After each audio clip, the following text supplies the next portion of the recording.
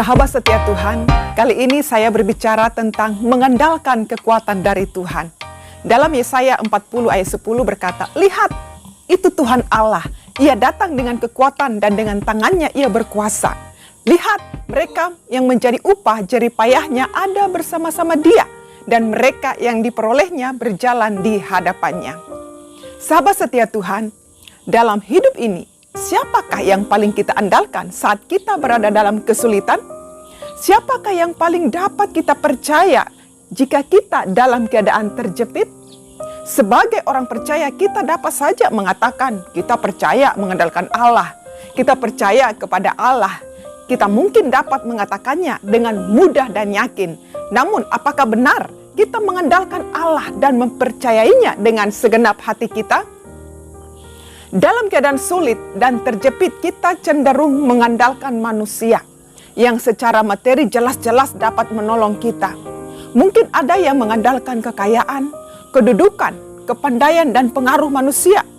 Ini adalah masih manusiawi, namun terbatas. Dalam sejarahnya, Israel pernah mengandalkan bangsa lain untuk melindunginya. Dalam Yesaya 31 ayat 1, "Celakalah orang-orang yang pergi ke Mesir minta pertolongan, yang mengandalkan kuda-kuda yang percaya kepada keretanya yang begitu banyak, dan kepada pasukan berkuda yang begitu besar jumlahnya, tetapi tidak memandang kepada yang Maha Kudus, Allah Israel, dan tidak mencari Tuhan."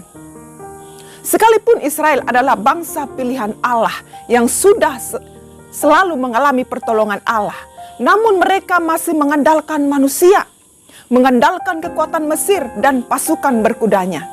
Sehingga Tuhan mencela tindakan orang Israel ini.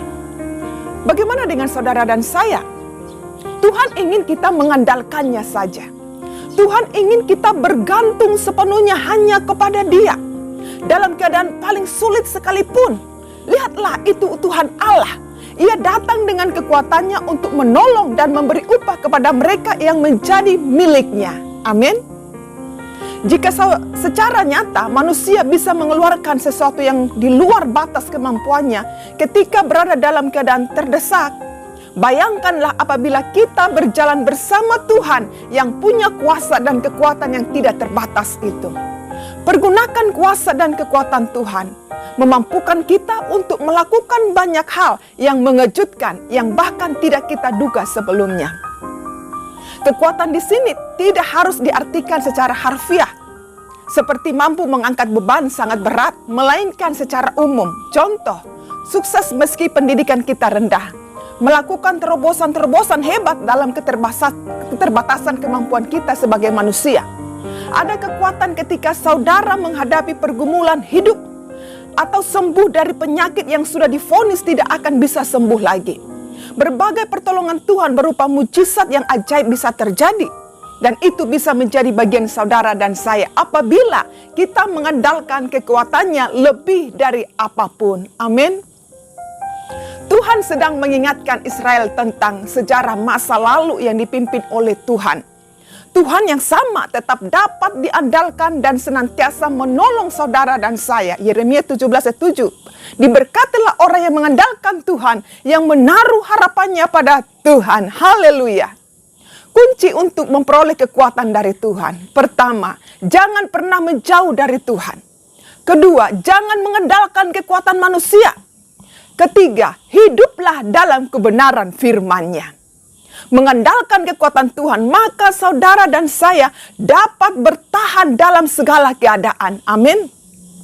Lihatlah, itu Tuhan Allah. Tuhan yang menolong pada masa lalu.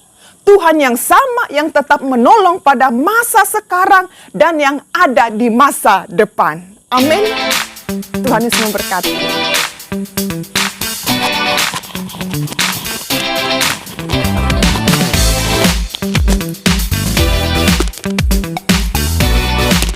Thank you.